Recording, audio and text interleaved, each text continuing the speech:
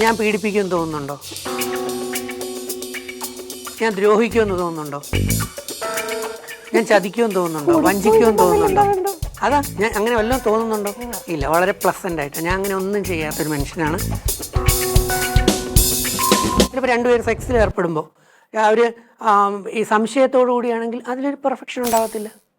അപ്പം ഇത് ഏതിനെ അടിസ്ഥാനപ്പെടുത്തിയായിരിക്കുന്നത്? മൈൻഡിനെ അടിസ്ഥാനപ്പെടുത്തിയാണ് ഇരിക്കുന്നത്. ഈ കാസ്റ്റിന്റെ കാര്യങ്ങൾ നമ്മൾ നോക്കുന്ന സമയത്ത് ഈ അഡ്വക്കേറ്റ് ആയിട്ട് രജിത്തേട്ടൻ തന്നെ വേണമെന്ന് എന്താ തോന്നുന്നത്? രജിത്തേട്ടൻ എന്ന് വേണമെന്നുള്ളത് കാരണം ഒന്നാമത് പുള്ളിയുടെ നിലപാടാണ്. ഒന്നാമത്തെ കാര്യം ഈ സിനിമയായിട്ട് ബന്ധപ്പെട്ട് ഇങ്ങനെയുള്ളൊരു ക്യാരക്ടർ, അതായത് പുള്ളിയുടെ സാധാരണ ജീവിതം ഉണ്ടല്ലോ, എന്തിനേയും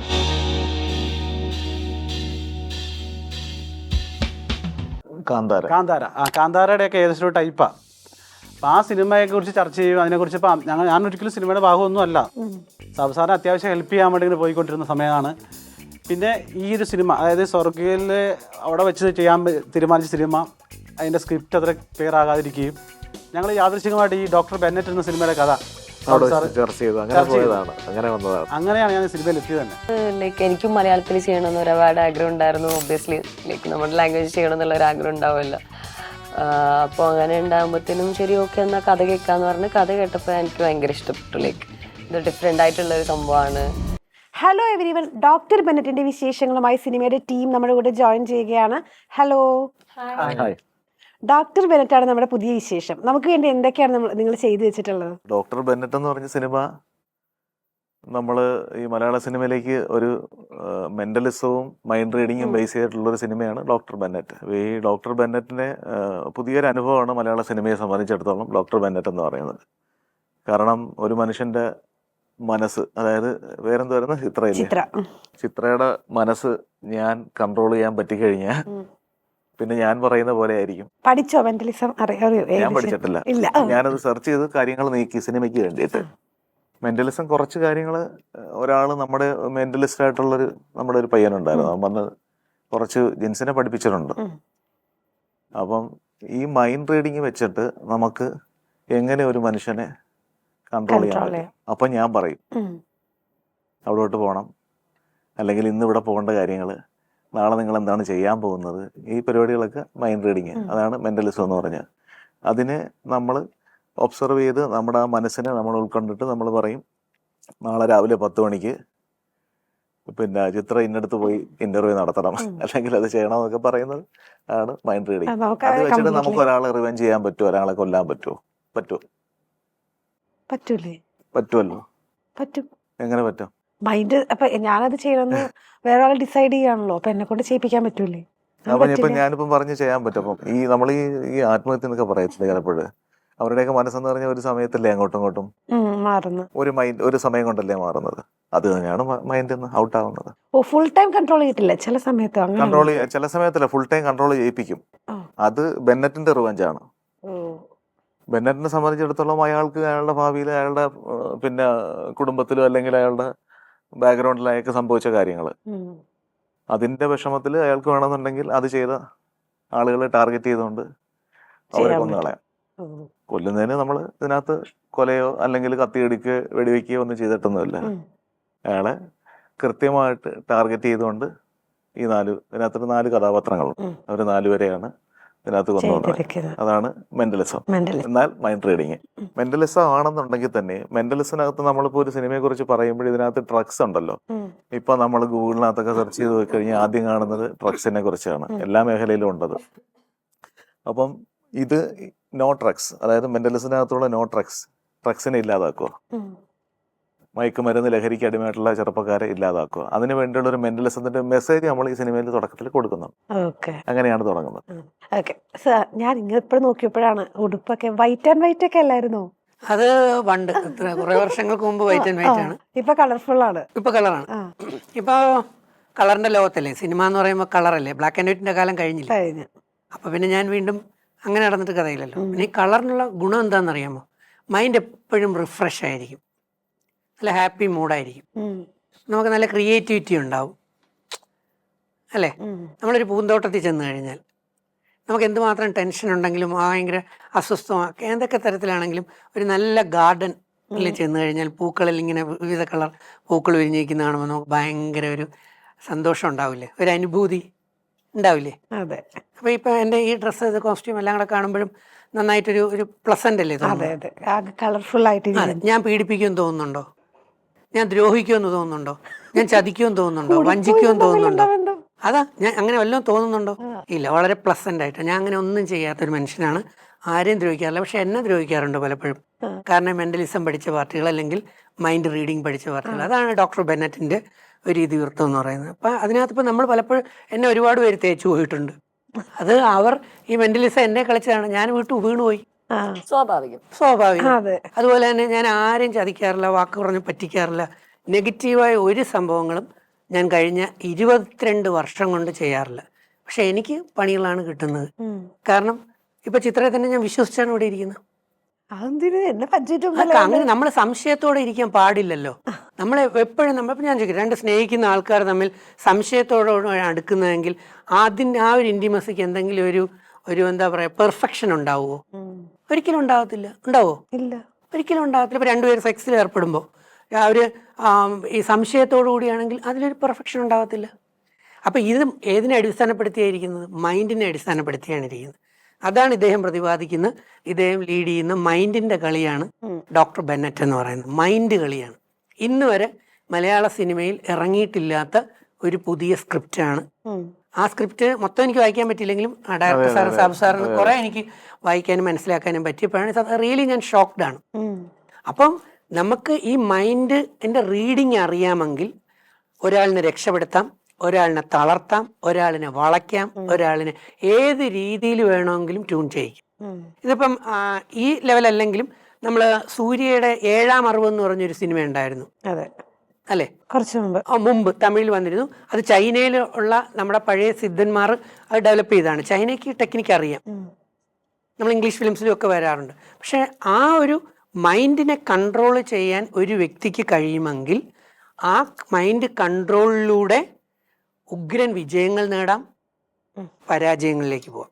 ഇപ്പൊ വിജയങ്ങൾ എങ്ങനെ നേടാമെന്ന് ഡോക്ടർ ബെന്നറ്റ് കാണിച്ചു കൊടുക്കും.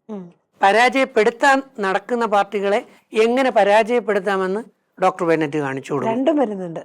ഇത് നല്ല ഇപ്പോൾ ഒരു പൂർണ്ണത ഉണ്ടാകത്തുള്ളൂ. അതാണ് ഇപ്പൊ ഡ്രഗ്സ് ഉപയോഗിപ്പിക്കാൻ വേണ്ടി ഇപ്പൊ കഴിഞ്ഞ ദിവസം നമ്മൾ ചാനലുകൾ എപ്പോഴും കാണാറുള്ളതാണ്, എന്നാലും കണ്ടു, സുന്ദരിയായ ഒരു ഇൻഫ്ലുവൻസർ പെങ്കൊച്ച് 5 കോടിയുടെ എങ്ങാണ്ട് MDMA ആയിട്ട് പിടിക്കപ്പെട്ടു എന്നാണ്, അല്ലെ? അപ്പൊ അവരുമായിട്ടുള്ള സഹകരണത്തിൽ സ്വാഭാവികമായിട്ട് കുറെ ചെറുപ്പക്കാർ അതിലേക്ക് വീഴും. ഇവരത് ഉപയോഗിച്ചില്ലെങ്കിൽ ഇവർ പണം ഉണ്ടാക്കും.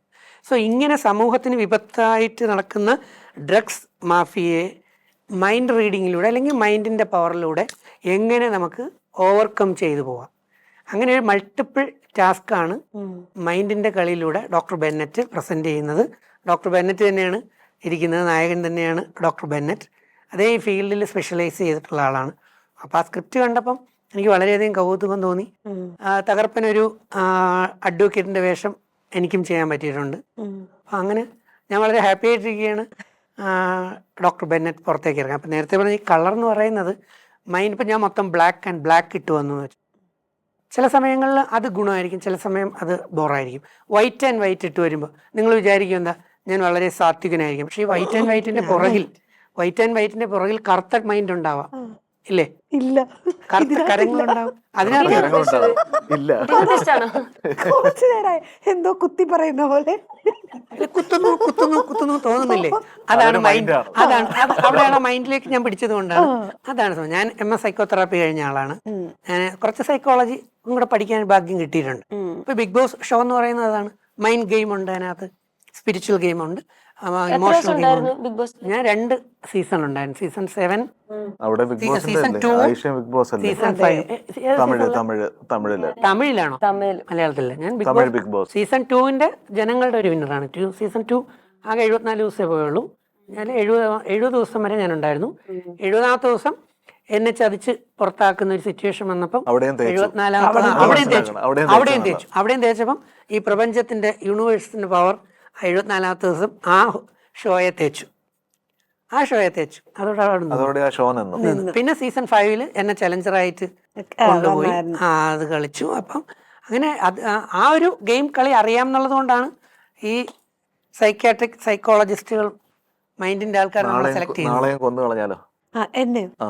എന്ത് കാര്യത്തിന് എന്ന് വിചാരിക്കും, എന്ന് വിചാരിക്കാൻ അപ്പൊ അത് ഈ ഫിലിം കാണുമ്പോൾ മാത്രമേ നമുക്ക് അത് അറിയാൻ പറ്റൂ. ഇത് അത് അറിഞ്ഞു കഴിഞ്ഞാലുള്ള ഗുണം നമ്മളെ മറ്റുള്ളവർ ട്രാപ്പ് ചെയ്യുമ്പോൾ നമുക്ക് അതിൽ നിന്ന് എസ്കേപ്പ് ചെയ്യാൻ പറ്റും. അതുകൊണ്ട് കുട്ടികളും പാരന്റ്സും മസ്റ്റായി കാണേണ്ട ഒരു സംഗതിയാണ് ഈ ഡോക്ടർ ബെന്നറ്റ് എന്ന് പറയുന്ന ഫിലിം. കാരണം അത് നമുക്കൊരു കാര്യം അറിഞ്ഞാൽ, ഇപ്പൊ ഇയാൾക്ക് മന്ത്രവാദം ഉണ്ടെന്ന് അറിഞ്ഞു കഴിഞ്ഞാൽ ഞാൻ ഇയാളുടെ മുമ്പിൽ വന്ന് നിൽക്കുമ്പം ഒരു പ്രത്യേക മെന്റൽ സെറ്റിലായിരിക്കും നിൽക്കുക, അല്ലെ?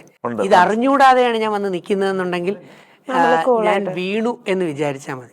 ഇപ്പൊ എനിക്ക് തന്നെ ഹണി ട്രാപ്പ് എത്രയോ വന്നിട്ടുണ്ടെന്ന് അറിയാമോ? ബിഗ് ബോസിന് ശേഷം കുറഞ്ഞ ഒരു 10 ഹണി ട്രാപ്പ് എങ്കിലും വന്നിട്ടുണ്ടായിരുന്നു. സത്യം.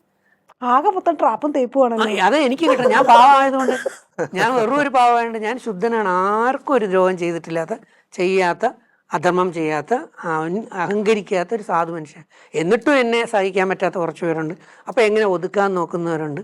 അപ്പൊ ഈ ഹണി ട്രാപ്പിൽ ഞാൻ ഇതുവരെ ഇന്ന് ഈ നിമിഷം വരെ വീഴാതെ രക്ഷപ്പെട്ടു പോയത് ആ ഒരു മൈൻഡ് റീഡിങ് കുറച്ച് മനസ്സിലാക്കിയത് കൊണ്ടാണ്. നിങ്ങൾ തമ്മിൽ സെറ്റ് വെച്ച് കണ്ടിട്ടില്ല? നിങ്ങൾ രണ്ടുപേരും ഈ ബിഗ് ബോസിന്റെ ഞങ്ങൾ രണ്ടുപേരും കണ്ടില്ല, പരസ്പരം കാണാൻ പറ്റില്ല. ഓക്കെ, കോമ്പിനേഷൻ സീൻസ് ഒന്നും ഞങ്ങൾക്ക് എനിക്ക് അതിനുള്ള ഭാഗ്യം കിട്ടിയില്ല. ദുഷ്ടൻ ഡയറക്ടർ എനിക്കൊരു അവസരം പോലും തന്നില്ല. നായിക ഇവിടെ വന്നിട്ടാണ് കാണുന്നത്. ഞാൻ പിന്നെ അല്ല, സാർ പറഞ്ഞ് ഞാൻ കേട്ടു ആ ബിഗ് ബോസ് ഒരു താരം കൂടെ ഉണ്ട് എന്ന് പറഞ്ഞപ്പോ കാണാൻ കൗതുകം ഉണ്ടായിരുന്നു. പക്ഷെ ഇവിടെ വെച്ചാണ് സാധ്യമായത്. അതെ, ചിത്രയുടെ മുമ്പിൽ വെച്ചാണ് ഈ ഒരു ആഗ്രഹ പൂർത്തീകരണം സാധിക്കും. ആ ചുമ്മാ ഇവര് നേരത്തെ അവിടെ കണ്ടില്ല. കണ്ടില്ല, ഈ നിമിഷമാണ്. ലോഞ്ചിന് കണ്ടിട്ടുണ്ട്, പക്ഷെ സംസാരിക്കാൻ പറ്റില്ല. കണ്ടിരുന്നു, സംസാരിച്ചില്ല. ജയിത്തേട്ടൻ എന്ന് പറഞ്ഞ ഒരു അഡ്വക്കേറ്റിന്റെ വേഷം അതിനകത്ത് ചെയ്യുന്നത്, അഡ്വക്കേറ്റ് ജെയിൻ എന്ന് പറയുന്നത്. അപ്പൊ ആ ഒരു പോർഷനിൽ നൈറ്റാ കൂടുതലും ഷൂട്ട് ചെയ്തത്.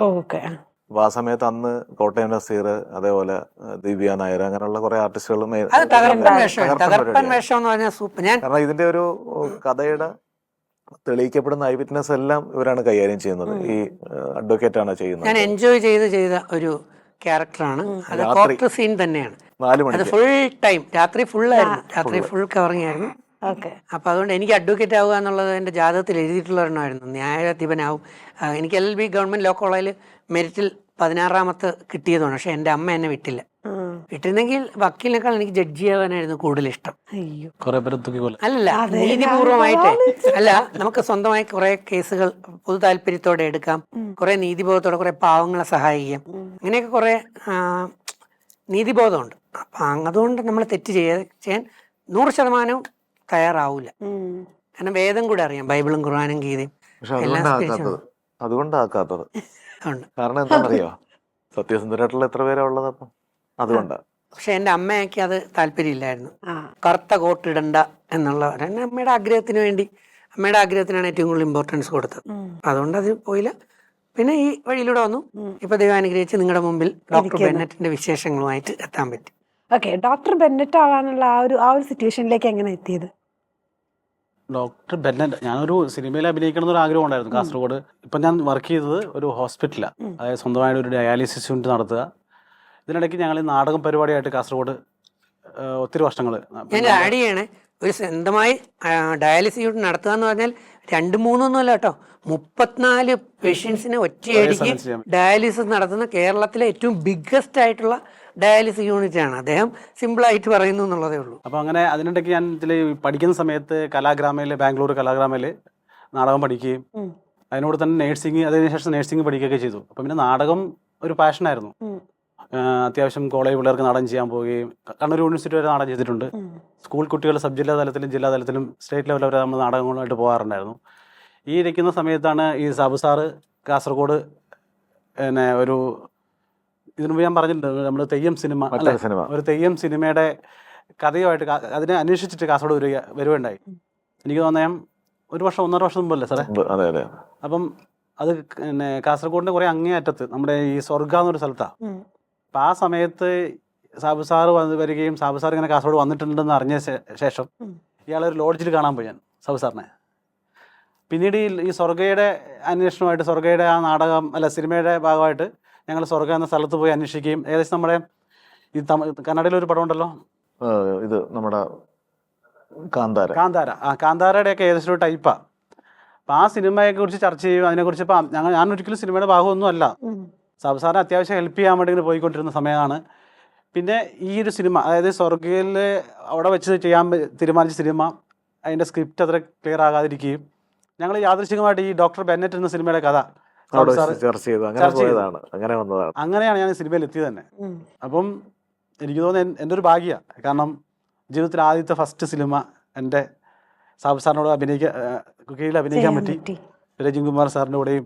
പക്ഷെ ഫസ്റ്റ് എന്നുള്ള അങ്ങനെയുള്ള ഒരു ഭ്രമമോ അങ്ങനെയുള്ള സംഗതികളൊന്നുമില്ല. ഞാൻ വിചാരിച്ചു കുറെ അടിച്ച് തകർത്തിട്ട് വന്നിരിക്കുന്ന ആളെന്നാ വിചാരിച്ചു പെർഫോമൻസ് കണ്ടപ്പോൾ. പിന്നെ എനിക്കൊന്ന് ഏകദേശം കാസർഗോഡുകാരാണ് ഇതിനകത്ത് കൂടുതലുള്ളത്. ആയിഷ ആണെങ്കിലും കാസർഗോഡാണ്. അവിടെ സിനിമയിൽ എത്തിക്കഴിഞ്ഞാൽ നമ്മൾ ആയിഷ കാസർഗോഡുകാരെന്ന് അറിഞ്ഞു തന്നെ അല്ലേ. മലയാളിയാണെന്നുള്ളൊരു ചോദ്യം സ്ഥിരമായിട്ട് വരാറുണ്ടല്ലേ, എല്ലാവർക്കും ഡൗട്ടാണ് മലയാളിയാണോ അല്ലേ. കുറെ പേര് ചോദിക്കാറുണ്ട് ആയിഷ ഇവിടെ കാസർഗോഡ് എവിടെയാണ്. ഞാൻ എന്നിട്ട് എല്ലാവരോടും പറയാറുണ്ട് കാസർഗോഡ് 10ാം ക്ലാസ് വരെയല്ലേ കാസർഗോഡ് പഠിച്ചത്? അല്ല, ഞാൻ +2. +2 വരെ കാസർഗോഡ് പഠിക്കുകയും പിന്നീട് ചെന്നൈയിൽ സെറ്റിൽ ആവുകയും ചെയ്തത്. ആയിഷയ്ക്ക് എല്ലാ ഭാഷ അറിയാമല്ലോ. ആയിഷയ്ക്ക് കന്നഡ അറിയാം, എല്ലാ ഭാഷ അറിയാം. എല്ലാ വിഷയം. കൂടാതെ കാസർഗോഡുകാർ കുറെ കൂടെ മൊഞ്ചത്തിമാരാണ്. മൊഞ്ചന്മാരും ഭയങ്കര ഒരു പ്രത്യേക രീതിയിലുള്ള ഒരു സൗന്ദര്യമുണ്ട്. ഞാൻ ബാക്കി ആഗ്രഹിച്ചിട്ടുണ്ട് എപ്പോഴെങ്കിലും കെട്ടാൻ പറ്റിയാൽ കാസർഗോഡ് നിന്ന് ഒരെണ്ണം കിട്ടിയാൽ കൊള്ളായിരുന്നു. അവിടെ പറ്റിയ ആരെങ്കിലും ഉണ്ടായിരുന്നു? അല്ല, ഇനിയിപ്പോ നമ്മൾ ഇതിന്റെ പ്രൊമോഷനായിട്ടൊക്കെ അങ്ങോട്ടൊക്കെ പോകുമല്ലോ. ഏറ്റവും ആദ്യം ഈ ഫാഷൻ വരുന്നത് കാസർഗോഡ് ജില്ലയിൽ, കാസർഗോഡ്. അവിടെ നിന്നാണ് പിന്നെ ഇങ്ങോട്ട് വരുന്നത്. ഈ പ്രശ്നം നമ്മുടെ നല്ല മനസ്സുള്ളവരാണ്. നല്ല പോസ്റ്റ് കണ്ടില്ലായിരുന്നു ആസിഫ് അലി പെരുന്നാൾക്ക് കാസർഗോഡ് ഡ്രസ് എടുക്കാൻ വന്ന എന്നൊരു സംഭവം ഉണ്ടായിരുന്നു. കാരണം കാസർഗോഡ് ഫാഷൻ ആദ്യം വരുന്നത്. കാസർഗോഡിന്റെ പ്രത്യേകത എന്ന് പറഞ്ഞാല് ഇന്നസെൻസ് ഉള്ള കുട്ടികളുടെ എണ്ണം വളരെ കൂടുതലാണ്. അതുകൊണ്ട് തന്നെ കുറെ ഫ്രോഡ് ആൻഡ് മാംഗ്ലൂരി പാർട്ടികൾക്ക്, മറ്റു ലഹരി പാർട്ടികൾക്ക്, ഈ വളയ്ക്കുന്ന പാർട്ടികൾക്ക് അവിടെയുള്ള സ്കൂളിൽ പഠിക്കുന്ന പെൺകുട്ടികളെ, ആൺകുട്ടികളെയൊക്കെ പെട്ടെന്ന് വളച്ചുകൊണ്ട് പോകാനായിട്ട് പറ്റുന്നൊരു. ഞാൻ കൗൺസിലറായിരുന്നു പോലീസിന്റെ എക്സൈസിന്റെ. അപ്പം ഞാൻ ഒത്തിരി ക്ലാസ്സുകൾ കാസർഗോഡ് എത്തിയിട്ടുണ്ട്.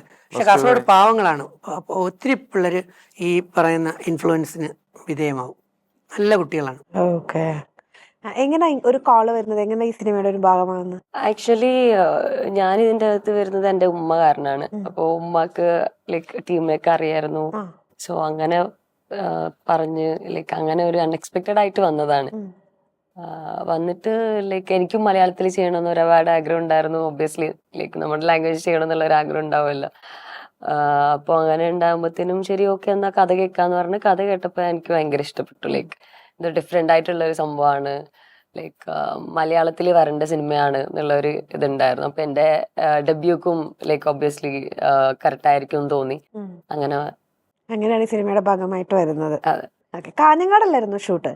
കാസർഗോഡ്. ഞങ്ങൾ ഒരു ഷെഡ്യൂൾ കാസർഗോഡ് ഉണ്ടായിരുന്നു, പിന്നെ എല്ലാം കൊച്ചിയിലാണ്. ചെറിയ ചെറിയ പരിപാടികൾ കാഞ്ഞങ്ങാട്, പരപ്പ ഗ്രാമങ്ങളാണ് അവിടെ. ഗ്രാമപ്രദേശം പരപ്പ, കാഞ്ഞങ്ങാട്, ഒടയഞ്ചാല്, അട്ടയങ്കൻ, അങ്ങനെ കുറെ സ്ഥലത്തൊക്കെ ചെറിയ ചെറിയ ഗ്രാമങ്ങളാണ് കാസർഗോഡിന്റെ ഉൾപ്രദേശങ്ങളിൽ. കാസർഗോഡ് എന്ന് പറഞ്ഞാൽ കാഞ്ഞങ്ങാട് ഭാഗത്ത്, കുറച്ച് ഷെഡ്യൂള് എറണാകുളത്തായിരുന്നു. ഓക്കെ, ഈ കാസ്റ്റിന്റെ കാര്യങ്ങൾ നമ്മൾ നോക്കുന്ന സമയത്ത് ഈ അഡ്വക്കേറ്റ് ആയിട്ട് രജിത്തേട്ടൻ തന്നെ വേണമെന്ന് എന്താ തോന്നി?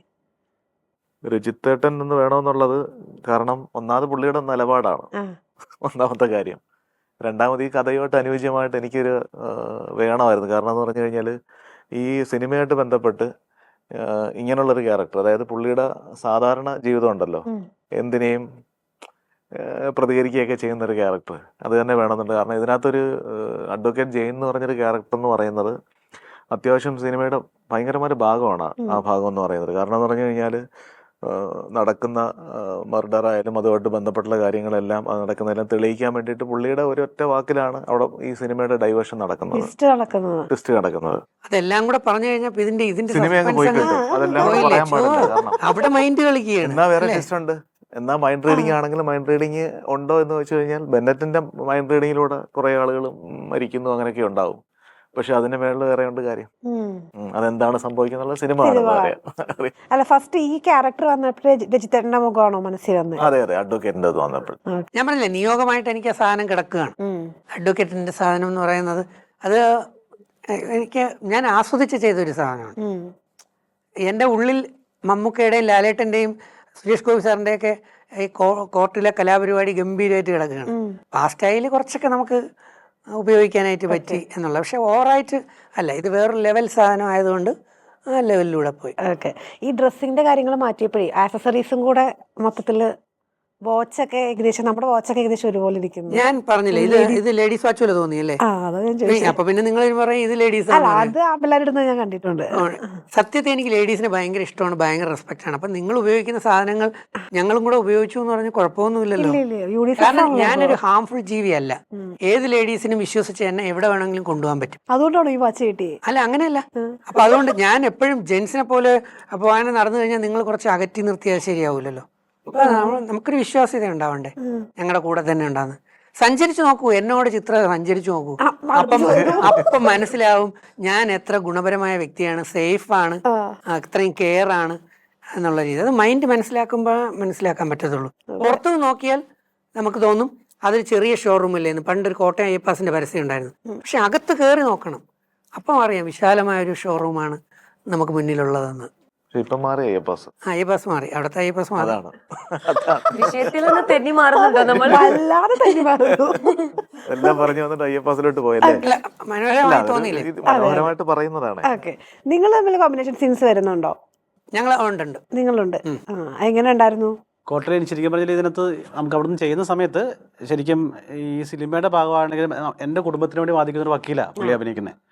അപ്പം നമ്മൾ ശരിക്കും പറഞ്ഞാൽ പുള്ളിയുടെ അഭിനയം കണ്ടപ്പോൾ ശരിക്കും ജീവിതത്തിലെ പുള്ളി നമുക്ക് വേണ്ടി ഹെൽപ്പ് ചെയ്യുന്ന ഒരു ഫീലിംഗ് നമുക്ക് അവിടെ വന്നത്. കാരണം പുള്ളിയുടെ അഭിനയം ഒറിജിനാലിറ്റി ആയിരുന്നു, ജീവിക്കായിരുന്നു. അതാണ് ഇപ്പൊ സാബു സാർ നേരത്തെ പറഞ്ഞില്ലേ, ജീവിതം അത് അനുഭവം, ആ അനുഭവത്തിൽ റിയാലിറ്റിയിലൂടെ പോകും. അപ്പൊ ഞാനൊരു നാച്ചുറൽ ആർട്ടിസ്റ്റ് ആവണമെന്ന് ആഗ്രഹിക്കുന്ന ഒരാളാണ്. എനിക്ക് ഏറ്റവും കൂടുതൽ ഓഫ് ബീറ്റ് ഫിലിംസ് ആണ്, ഈ അവാർഡ് കിട്ടാൻ ടൈപ്പിലുള്ള ജീവിതഗന്ധിയായ സംഗതികൾ. അപ്പൊ എനിക്കത് ആ ക്യാരക്ടറായി മാറാനായിട്ട് കഴിഞ്ഞു എന്ന് ഇവർ പറയുമ്പോൾ, അതും ഡബിങ്ങിനും എഡിറ്റിങ്ങിനും ഒക്കെ സാർ ഇടയ്ക്കിടയ്ക്ക് എന്നെ വിളിച്ചിട്ട് പറയും സൂപ്പറായിട്ടുണ്ട്, കലക്കിയിട്ടുണ്ട്. അപ്പൊ അതൊക്കെ നമുക്കൊരു ഭയങ്കര പ്രൊമോഷൻ. ഒന്നും കിട്ടാത്ത മനുഷ്യരായ എന്നെ പോലെയുള്ളവർക്ക് ഇതുവരെയൊക്കെ കുറച്ച് എൻകറേജ് കിട്ടുമ്പോൾ ഭയങ്കര സന്തോഷമല്ലേ.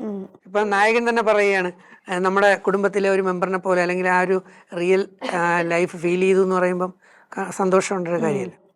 കാല് വയ്യാതിരിക്കുവായിരുന്നു ഡബിങ്ങിന് വരുമ്പോൾ. എന്നെ ഞാൻ വേറൊരു ഫിലിമിൽ ചെയ്തിട്ട് കാലൊടിഞ്ഞു. അപ്പൊ അതിന്റെ പ്ലാസ്റ്ററൊക്കെ ഇട്ട് റെഡിയാക്കി അതും കൊണ്ടിട്ടാണ് ട്രിവാൻഡ്രത്ത് ഞാൻ വന്നിട്ട് എറണാകുളത്ത് ഡബ് ചെയ്തത്. സെറ്റ് വെച്ച് പറ്റിയ അപകടമായിരുന്നു അത്. ഫാമിലി സർക്കസ് സിനിമയില് സീനിൽ നടക്കുക. ഞാൻ പടി ഇറങ്ങി വരുമ്പം എന്റെ ഹീല് ചെരുപ്പ് സ്ലിപ്പായി പോയി. അപ്പൊ അതിന് മെയിൻ ബോൺ പൊട്ടിയിരുന്നെങ്കിൽ നെട്ടും ബോൾട്ട് ഇടാം. പക്ഷെ മെയിൻ്റെ അപ്പുറവും പൊട്ടി ഇപ്പുറവും പൊട്ടി. അതാ ദൈവാനുഗ്രഹം കൊണ്ട് ഞാൻ സിനിമ ഒരു പാഷനാണ്. അതുകൊണ്ടാണ് ഞാൻ കിടക്കുമ്പോഴും സാറ് വിളിച്ചു, ഞാൻ സ്റ്റുഡിയോയിലെത്തി, ഡബ് ചെയ്തു, സീൻസ് കണ്ടു. നമ്മൾ അത്രയും കഷ്ടപ്പെട്ട അതിന്റെ ഒരു റിസൾട്ട് അതിനകത്ത് വരുന്നുണ്ട്. പോലീസായിട്ടല്ലേ, എങ്ങനെയുണ്ടായിരുന്നു? നല്ല എക്സ്പീരിയൻസ് ആയിരുന്നു. എനിക്കിഷ്ടമാണ് ലൈക്ക് അങ്ങനെ ബോൾഡ് ആയിട്ടുള്ള ക്യാരക്ടർ ചെയ്യാൻ. അല്ല, പോലീസിന്റെ ഡ്രസ്സൊക്കെ ഇട്ട് ഫസ്റ്റ് മിററിലൊക്കെ നോക്കിയപ്പോ ആ ഒരു ഫീലിംഗ് എങ്ങനെയുണ്ടായിരുന്നു? എനിക്ക് ലൈക്ക് ആക്ച്വലി ഈ സമയത്ത് എനിക്ക് താങ്ക്സ് പറയാനുള്ള സാറിനോടാണ്, സാബു സാറിനോട്. ബിക്കോസ് എന്റെ പേര് തന്നെയാണ് വെച്ചേക്കുന്നത്, ഐഷ കമ്മീഷണർ എന്നുള്ള ഇതായിരുന്നു വെച്ചേക്കുന്നത്. മുമ്പ് വേറൊരു പേരെന്താണ്ടായിരുന്നു അല്ലേ സാർ? ഐഷയുടെ യഥാർത്ഥ പേര് ഐഷത്ത് സീനത്തല്ലേ? ഐഷ IPS. ഐഷ IPS എന്നുള്ള ആ പേരിൽ തന്നെയാണ് ഉള്ളത്. പിന്നെ പോലീസ് വേഷമല്ല, ചോദിക്കാം. 2 ക്യാരക്ടർ ഉണ്ട്. വേറെ ഒരു ക്യാരക്ടർ തന്നെയാണ് കോളേജിലുണ്ട്, അതിന് പോലീസല്ല. സോ ഇതൊരു എന്താ പറയാ ലൈക്ക് യങ് കോളേജിലുള്ള ഒരു ലവ് സീക്വൻസ് അതും ഉണ്ട്. അത് കഴിഞ്ഞിട്ട് 10 വർഷം കഴിഞ്ഞിട്ടുള്ള ഒരു ഇതുപോലെ അങ്ങനെ 2 ലുക്ക്. സോ ഒരു 2 നമ്മൾ ഈ ട്രെയിലർ കാണുന്ന സംഭവങ്ങൾ മാത്രമൊന്നുമല്ല, അതിൽ നിന്ന് ഞെട്ടിപ്പിക്കുന്ന ചെറിയൊരു സംഭവം മാത്രമല്ല. ഇതെല്ലാം മൈൻഡ് ശാസ്ത്രപരമായി ചെയ്യാനുള്ള കാരണം ഈ ഇരിക്കുന്ന സാബു എന്ന് പറയുന്ന ഡയറക്ടർ വെറും ഒരു ഡയറക്ടർ മാത്രമല്ല, ഇദ്ദേഹം ഒരു ആർട്ടിസ്റ്റും കൂടെയായിരുന്നു. 1986 സ്വാമി ശ്രീനാരായണ ഗുരു എന്ന് പറയുന്ന സിനിമയിൽ അഭിനയിച്ചുകൊണ്ട് വന്ന മനുഷ്യനാണ്. 86 40 വർഷത്തെ സിനിമ ഇൻഡസ്ട്രിയിൽ, പിന്നെ അസിസ്റ്റന്റ് ഡയറക്ടർ, അസോസിയേറ്റ് ഡയറക്ടർ, അങ്ങനെ ഫിലിം ഇൻഡസ്ട്രിയിൽ 40 വർഷത്തെ എക്സ്പീരിയൻസിലൂടെ കണ്ട് എത്തിയ ആ അറിവുകളാണ് ഈ സ്ക്രിപ്റ്റിന്റെ പിൻബലം, നട്ടെല്ലെന്ന് പറയുന്നത്.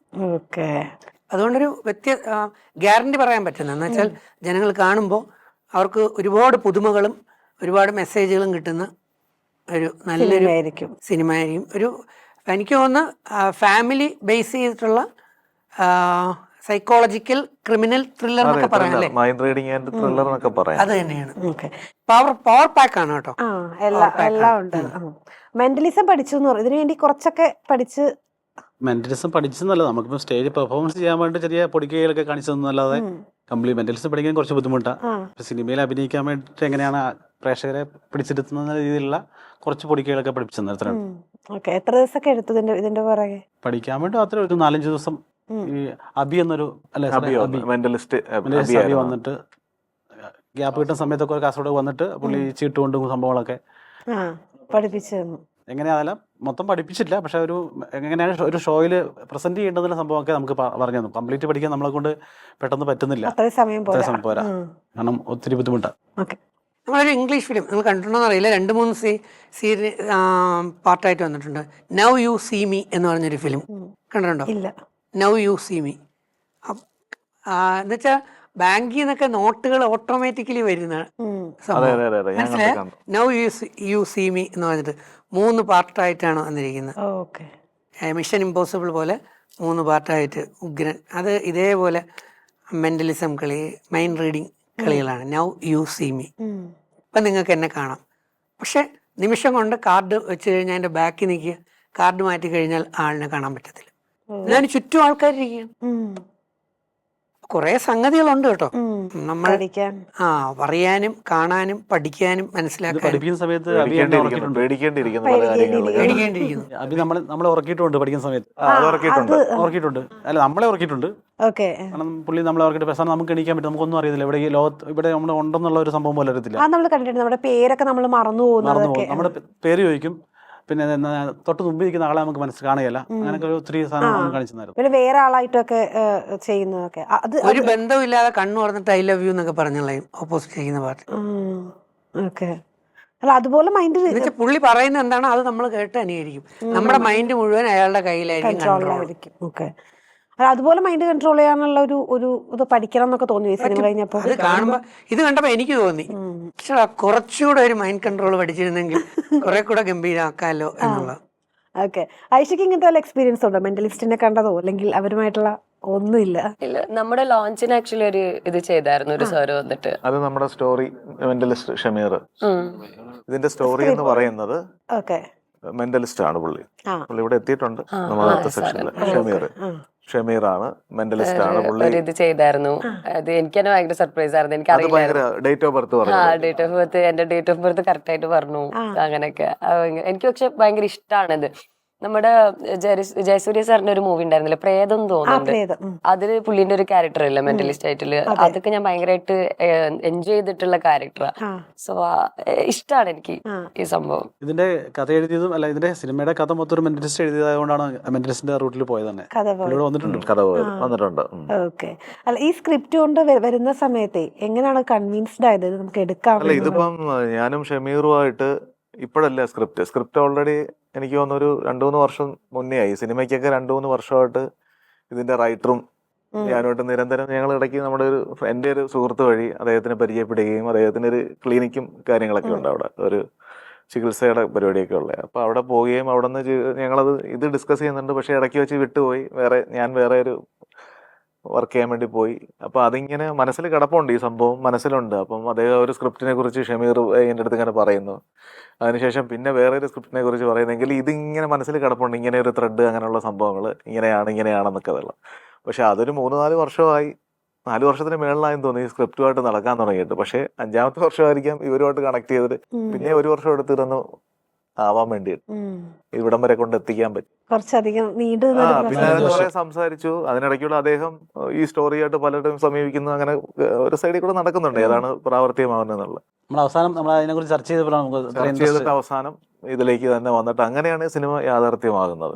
കാരണം ഇതിലേക്ക് എനിക്ക് തോന്നുന്നു 4 വർഷത്തിന് മേളിൽ ഇദ്ദേഹം ഞാനുമായിട്ട് പലപ്പോഴും ബന്ധപ്പെടാറുണ്ട്. ഞങ്ങൾ പല സ്ഥലങ്ങളിലും പോകാറുണ്ട്, ഷമീറും ഞാനുമായിട്ടൊക്കെ. പുള്ളി ശരിക്കും ഒരു മെന്റലിസ്റ്റ് തന്നെയാണ്. വേൾഡ് റെക്കോർഡൊക്കെ വന്നിട്ടുണ്ട്. വലിയൊരു ബ്രാഞ്ച് അല്ലേ മനഃശാസ്ത്രം എന്ന് പറയുന്നത്. മനഃശാസ്ത്രം ഒരു ഭയങ്കര എന്താ പറയാ, നമുക്ക് നമ്മുടെ beyond the limit of our expectations, അതിനും അപ്പുറം പോകും. ടെലിപ്പതി എന്നൊക്കെ പറഞ്ഞിട്ടില്ലേ, നമ്മൾ വീട്ടിൽ ഇരുന്ന് ആലോചിക്കുമ്പോൾ മറ്റേ ആൾ ഇവിടെ വീട്ടിൽ ഇരുന്ന് വിളിച്ചു വരുന്നില്ലേ. നമ്മളൊരാൾ ആലോചിക്കുമ്പോൾ പുള്ളി ഫോണിൽ വരും, കോളിൽ വരും. അത് നമുക്ക് ഇടയ്ക്കെങ്കിലൊക്കെ എല്ലാവർക്കും സംഭവിച്ചിട്ടുള്ള ഒരു ഇവിടെ നിന്ന് അവിടെ പോയി കണക്ട് ചെയ്യുന്നതാണ് കണക്ഷൻ. ആ ടെലിപ്പതി ബേസ് ചെയ്ത് സർജറി വരെ ഇപ്പൊ നടക്കുന്നു എന്നാണ്. ഇപ്പൊ ഒരു രാജ്യത്ത് നിന്ന് മറ്റൊരു ജപ്പാനിലൊക്കെ ഭയങ്കര ഡെവലപ്പ്. ഈ പണ്ട് കാലത്ത് ഒരു കുഞ്ഞ് ജനിച്ചു കഴിയുമ്പോഴത്തേക്ക് അതിന്റെ ചെവിയിൽ വന്നിട്ട് പഴയ അമ്മമാരെന്തോ പറയുന്നത്, പേരൊക്കെ പറഞ്ഞു കൊടുക്കത്തില്ലേ, ആ പേര് വിളിക്കുന്ന നിന്റെ ചടങ്ങ്. പേര് വിളിക്കുന്ന ചടങ്ങ്, അത് എത്ര വട്ടം പറയും? 3 തവണ എന്തോ. 3 തവണ, 20 22 തവണയാണെന്ന് തോന്നും. മെന്റലിസത്തിൽ എനിക്ക് ഷമീർ പറഞ്ഞുള്ളതേ ഉള്ളൂ. 20 തവണയും കണ്ട ഈ കുട്ടിയുടെ ചെവിയിൽ ഇങ്ങനെ പറഞ്ഞു കഴിഞ്ഞാൽ അതിന്റെ മനസ്സിൽ അത് ഫിക്സ് ആവും. ഞാൻ ചിത്രയായി. ആ സമയത്ത് പിന്നെ കൊച്ചു അങ്ങോട്ട് തിരിഞ്ഞു നടന്നാൽ ഇപ്പുറത്തുനിന്ന് ഈ അതായി. കുഞ്ഞ് ആ, അതിന്റെ പേര് പേര് ഇപ്പുറത്ത് വിളിച്ചു വിളിക്കുമ്പോ കഴിഞ്ഞാൽ അത് അതെ, തിരിഞ്ഞു അതായി. തിരിഞ്ഞു പിന്നെ രണ്ടാമത് നമ്മള് ഇവര് ഗർഭിണിയായിട്ടിരിക്കുന്ന സമയത്ത് ഹസ്ബൻഡ് എന്ത് ചെയ്യുന്നു എന്നുള്ളതും അവരോ കൂടെ ഇരുന്നിട്ട് എന്ത് ഇന്ററാക്ട് ചെയ്യുന്നുണ്ട്, അയാളുടെ ജോലി എന്താണ്, അയാൾ ഇപ്പോൾ സിനിമാക്കാരനായിരിക്കും അല്ലെങ്കിൽ വേറെ എന്തെങ്കിലും ജോലിയായിരിക്കാം, അത് തന്നെയാണ് ഇതിനെ ഒബ്സർവ് ചെയ്തുകൊണ്ടിരിക്കുന്ന കുട്ടിക്ക് ഒരു പാർട്ടായിട്ട്. ഇതല്ലേ പുറത്ത് വരുമ്പോഴും പറയുന്നത്, അതതിന്റെ മൈൻഡ് അല്ലേ. ഓക്കെ. രണ്ടാമത് ഈ പറയുന്ന സിനിമയെ കുറിച്ച് അങ്ങനെ ഡീറ്റെയിൽ ആക്കുന്നില്ല എങ്കിലും ചില കാര്യങ്ങൾ പറയാം. പണ്ട് ഈ ക്രിസ്തുവിന്റെ കാലഘട്ടങ്ങളിൽ, യേശുവിന്റെ ജീസസ് ക്രൈസ്റ്റിന്റെ കാലഘട്ടങ്ങളിൽ ഈ അദ്ദേഹത്തിനോട് ഈ 12 ശിഷ്യന്മാരൊക്കെ ഉണ്ടായിരുന്നു. അപ്പം അന്നത്തെ കാലഘട്ടങ്ങളിൽ അയാൾ ഈ 12 ശിഷ്യന്മാരും ആയിട്ട് ഈ 2-3 വർഷക്കാലം ഇങ്ങനെ സഞ്ചരിച്ചിട്ടാണ് അവസാനം ഇയാളുടെ ഒരാൾ യൂദാസ് ഒറ്റി കൊടുക്കുന്നു, മറ്റേയാൾ തള്ളി പറയുന്നു എന്നൊക്കെ പറയുന്നത്. ഇങ്ങനെയുള്ള ഒരു പോർഷൻ എന്ന് പറയുന്നത് ഇദ്ദേഹം മുൻകൂട്ടി കണ്ടിരുന്നു. അത് മൈൻഡ് റീഡിങ് അല്ലേ. നമ്മൾ ഒരുമിച്ച് നടക്കുന്നു, എഴുത്തേനുണ്ട്, ഞാനുണ്ട്, ചിത്രയുണ്ട്, ഇവരെല്ലാവരും ഉണ്ട്. നമ്മൾ ഒരുമിച്ച് 2-3 വർഷക്കാലം പല കാര്യങ്ങളായിട്ട് നടന്നിട്ട് അവസാനം എന്നെക്കുറിച്ച് ആവശ്യമില്ലാത്ത പറയുക, അല്ല എന്നെക്കുറിച്ച് മോശമായിട്ട് ചിത്രീകരിച്ച് എഴുതുന്നത് അതെ, അത് എനിക്ക് ബൈബിള് നന്നായിട്ട് അറിയാം. ബൈബിളും ഖുറാനും വേദം എനിക്ക് നന്നായിട്ട് അറിയാം. അതിനകത്ത് യേശുദേവൻ പറയുന്നുണ്ട്, നാളെ കോഴി 3 പ്രാവശ്യം കൂവുന്നതിന് മുമ്പ് നീ എന്നെ തള്ളി പറഞ്ഞിരിക്കും എന്ന്. അത് നേരത്തെ വിട്ട് മനസ്സിലാക്കിയോ? മനസ്സിലായില്ലേ? അപ്പൊ ഇപ്പം ക്രിസ്തുവിന്റെ കാലഘട്ടം മുതൽ മൈൻഡ് റീഡ് ഉണ്ട്. അങ്ങനെ നമുക്ക് പറഞ്ഞു വെക്കാം അവിടെ നിന്നിട്ട് വിടാം. എന്റെ ചിത്രം നന്നായിട്ട് മൈൻഡ് റീഡ് ചെയ്യാൻ അറിയാനുള്ള ഒരാളുടെ മുമ്പ് ചെന്ന് വെട്ടാണ്ടല്ലോ, പിന്നെ ചിത്ര കാണില്ല ഇവിടെ. പക്ഷെ ഇവിടെ ആരും ഇല്ലാത്തത് രക്ഷപ്പെട്ടല്ലോ. പുള്ളിയുടെ പുറകെ പോകും. ഭാഗ്യം, അത് ഭാഗ്യം. ആയുസിന്റെ ബലം കൊണ്ട് ഞാൻ ഇതുവരെ അങ്ങനെ ഒരാളെ കണ്ടിട്ടില്ല. കാണരുത്. ഇപ്പൊ കണ്ടില്ലേ മുമ്പേ ഇരിക്കുന്ന 2-3 പേര്. പിന്നെ ഇതിനകത്ത് നസീർക്ക് വരുന്നുണ്ട്, ഷാജി ചേട്ടൻ വരുന്നുണ്ട്. അവരുടെയൊക്കെ ഒരു ക്യാരക്ടർ നമുക്കത് കിട്ടിയില്ല ആരെയും. എന്നാലും കിട്ടിയില്ല. നമുക്കിനി ഒരു ദിവസം അത് വരുന്നുണ്ട്. കാരണം നസീറൊക്കെ ഈ ബമ്പർ ചിരിയുടെ ഷൂട്ടുമായിട്ട് ബന്ധപ്പെട്ട് തിരക്കിലായതുകൊണ്ടാണ് വരാത്തത്. വിളിച്ച് പറഞ്ഞിരുന്നു. പക്ഷെ ആജു അത് കണക്ക് പൊള്ളാച്ചിന്റെ ഒരു ഷൂട്ടാണ്.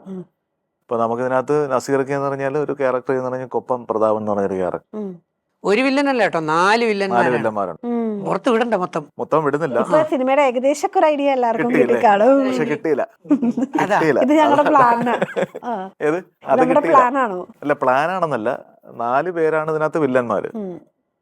എന്നാൽ അതിനുപരി വേറൊരു വില്ലനും ഉണ്ട് ഇതിനകത്ത്. അത് സിനിമയിലേക്ക് വരുമ്പോഴത്തേക്ക് അറിയാൻ പറ്റും. ഈ 4 പേര് ചെയ്ത ഒരു കുടുംബത്തെ വേണ്ടി ചെയ്തൊരു ദ്രോഹമാണ്. അവർക്കെതിരെ നമ്മുടെ നായകനായിട്ടുള്ള ബെന്നറ്റ് അവർക്കെതിരെ ചെയ്യുന്ന റിവഞ്ചാണ്. അതിനകത്ത് പല മാർഗങ്ങൾ ഉപയോഗിക്കാന്നുള്ളതേ ഉള്ളൂ. മെന്റലിസ്റ്റ് ഉപയോഗിക്കാം, മാർഗങ്ങൾ പുതുമയുള്ള മാർഗങ്ങൾ. അതാണ് എന്റെ ഹൈലൈറ്റ്. മറ്റൊരാളെ കൊണ്ട് ഉപയോഗിക്കാം. ഒരാളെ കൊല്ലാനായിട്ട് പല മാർഗങ്ങൾ സ്വീകരിക്കാമല്ലോ. അതിലേക്കുള്ള റിവഞ്ചാണ് ഈ പറയുന്നത്. എനിക്കിപ്പോ ആ ക്യാമറാമാനെ തല്ലണമെന്ന് ആഗ്രഹമുണ്ട്. പക്ഷെ ഞാൻ ഇവിടെ ഇരുന്ന് ചിത്രയെ കൊണ്ട് ആ ക്യാമറാമാനെ തല്ലി. അതെനിക്ക് കുഴപ്പമില്ലായിരുന്നു. അത് പിന്നെ അത് തന്നെയാണ്. അതൊരു മൈൻഡ് കളിയാണ്, മനസ്സിലായില്ലേ? ഇപ്പൊ ഇയാള് ഇന്നസെന്റ് ആയി. അടിച്ചതാരാ? ചിത്ര. കൊണ്ടതാരാ? അങ്ങേർക്ക്. പക്ഷെ ചെയ്യിപ്പിച്ചതാരാ? അതാർക്കും അറിയാൻ പറ്റുന്നില്ല. ഒരു ഹിഡൻ സംഭവം. ഇത് നമ്മൾ പഠിച്ചേ പറ്റൂ, അറിഞ്ഞേ പറ്റത്തുള്ളൂ. ഇതിന്റെ പോസിറ്റീവ് സൈഡ് ഉണ്ട്. ഇങ്ങനെ മൈൻഡിനെ ട്യൂൺ ചെയ്തെടുത്താൽ നമ്മുടെ കുട്ടികൾക്ക് IAS, IPS, MBBS, MD entrance പരീക്ഷകളിൽ കയറി പോകാനും ഉയർന്ന കസേരകളിൽ എത്താനും ഒക്കെ അവർക്ക് ഉറപ്പായിട്ട് പറ്റും. കാരണം നാളെ ചോദിക്കാൻ പോകുന്ന ചോദ്യങ്ങൾ ഇന്നതൊക്കെയാണ് എന്ന് ആ കുട്ടിക്ക് കൃത്യമായിട്ട് ഒരു ഏകദേശം ഐഡിയ ധാരണയാണ്. കാരണം കുറെ സമയത്തെ പരീക്ഷ ക്വസ്റ്റ്യനുകളും എല്ലാം അനലൈസ് ചെയ്ത് ഈ പറയുന്ന എക്സ്ട്രാ ഓർഡിനറി പവർ ഉണ്ടെങ്കിൽ സംഗതി ഈസി ആയിട്ട് മനസ്സിലാക്കാൻ പറ്റും. ഇന്റർവ്യൂവിന് ചോദ്യം എന്തൊക്കെ? എന്റെ പിള്ളേരെല്ലാം മെന്റലിസം പഠിക്കാൻ പോകാൻ ചാൻസ് ഉണ്ടല്ലോ. പോകുന്നുണ്ട് കുറെ പേര്. മെന്റലിസം ക്ലാസ്സുകൾ തുടങ്ങിയിട്ടുണ്ട് പല ഇൻസ്റ്റിറ്റ്യൂട്ടിലും. ഈ സിനിമ കഴിഞ്ഞ് ഇറങ്ങുമ്പോൾ തീർച്ചയായിട്ടും കുറെ പേര് സൈക്കോളജി, സൈക്യാട്രി, മെന്റലിസം അങ്ങനെ കുറച്ച് കാര്യങ്ങൾക്ക് പോകും, പഠിച്ചു തുടങ്ങും എന്നുള്ളതിന് സംശയമില്ല. അപ്പൊ എന്തായാലും സിനിമ തിയേറ്ററുകളിലേക്ക് എത്താണ്. നിങ്ങൾ എന്താണ് ചെയ്തു വെച്ചിരിക്കുന്നത് കാണാൻ നമ്മളും ഭയങ്കര ആകാംക്ഷയായിട്ട് ഇരിക്കുകയാണ്. അപ്പൊ എല്ലാ ആശംസകളും. Thank you. സന്തോഷം.